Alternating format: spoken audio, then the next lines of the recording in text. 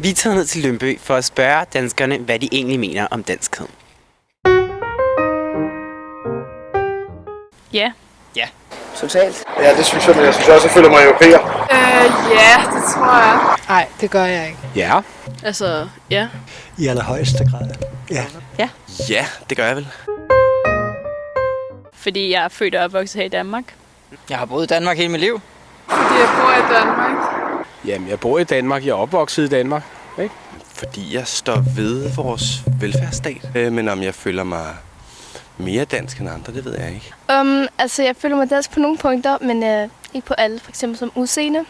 Men jeg synes, jeg er meget dansk ellers. Jamen, jeg er født her, og jeg er vokset op her, har levet det meste af mit liv her. Jeg har ikke boet i Danmark hele mit liv, men altså, det største del af min kultur og min hverdag, den er meget dansk. Jeg har ikke så meget fra mine etniske rødder, så jeg føler mig ret dansk.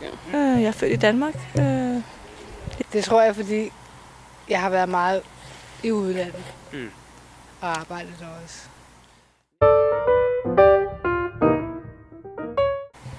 Dansk Folkeparti. Kartofler. Hos Andersen. Også lidt jantelov, tror jeg. Pebernødder. Det geografiske område. Rødgrød med Frikadeller. Tuborg, Asia... Nej, det ved jeg ikke. Øl, alkohol, altså. Ej, det er jo Dansk Folkeparti. Et dansk flag. At jeg taler dansk. Håndbold. Æbleskiver. Flæskesvær. Det er jo H.C. Andersen og Karen Blixen. Vores velfærdsstat. Lakrids. Flæskesteg. Der er jo et eller andet i den danske mentalitet. Risengrød. Og smørbrød. Og øl. Tilbageholdende på gaden og kigge ned i jorden i stedet for at kigge folk i øjnene. Fodbold. Yes. En svane. Miljøbevidsthed. Vores velfærdssamfund. Vores flag. Og Lego. Ja, og flæskesteg og frikadeller. Campingferie. Æbleflæsk. Og hjort. Flæskesteg. Vi er vel en lille smule frisindet, og så alligevel meget reserveret. Så jeg tror, vores politik, Skat. Sol og strand. ja, at folk skal have nogle bajer, før de gider at snakke med hinanden, tror jeg. Ja. Det betyder ikke særlig meget for mig.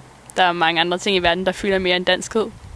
Ikke voldsomt. Jeg er ikke sådan, fanatisk eller DF. Jeg er ligeglad. Jeg er ligeglad. Jeg går ikke sådan op i det, men Det betyder ikke så meget, nej. Altså, det er mest, når jeg tager til udlandet, at det kommer frem. Ja, stadig med respekt for andre folkeslag. Sådan er jeg heller ikke, vel?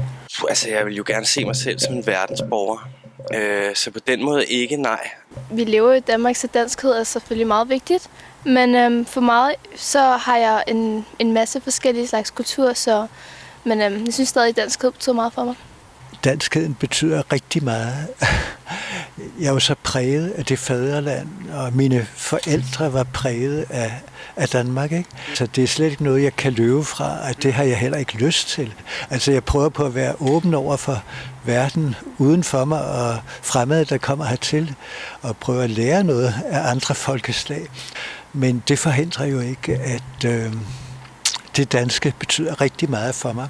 Altså selvfølgelig er det en del af ens identitet, ens kulturelle identitet, men om jeg sådan foretrækker min danskhed frem for noget, det betyder ikke rigtig noget. Det er bare der er en del af mig, men det er ikke noget, der sådan, jeg præfererer frem for noget andet. Så. Ikke umiddelbart, tror jeg, det betyder noget for mig. Nej. det har den der betydet mere. Det har den altså. Nej, jeg synes, der er for meget, der sker i øjeblikket.